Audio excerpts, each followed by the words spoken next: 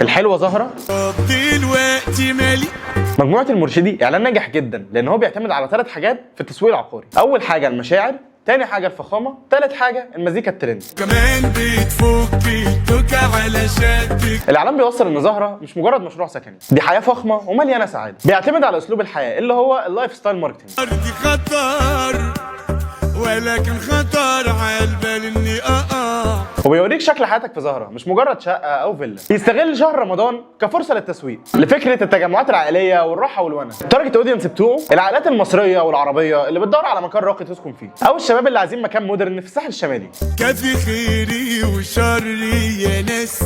لان الاعلان فيه طاقه شبابيه ومزيكا جديده. اختيار الاغنيه والمشاهير، انفلونسر اند ميوزك ماركتنج. احمد سعد صوت الترند الفتره دي، وده يخلي الاعلان ينتشر بسرعه. اتيجوني بتدي الاعلان لمسه عالميه وبتشد الجمهور الشبابي في رمضان. استغفر الله العظيم. الاغنيه نفسها جذابه وسهله الحفظ، ده بيخليها تعلق مع الناس بسهوله. قوه البراند بوزيشننج. الاعلان بيرسخ ان زهره مش مجرد مكان تعيش فيه، دي تجربه حياه راقيه. وبيعزز البرستيج بتاع مجموعه المرشدين وبيخليها تظهر كاكبر لاعب في سوق العقارات اللي بيخاطب الاي كلاس. القمر الخلاصه، الاعلان ده ذكي جدا واستراتيجي. تركيز على المشاعر والفخامه عشان يجذب الفئه المستهدفه. مزيكا ترند ومشاهير مؤثرين عشان يعلوا الانتشار والانجيجمنت. ديجيتال ماركتنج قوي جدا على السوشيال ميديا يضمن وصول الاعلان للتارجت اودينس. تصوير سينمائي فخم ومؤثر يخليك تحس ان انت عايش التجربه.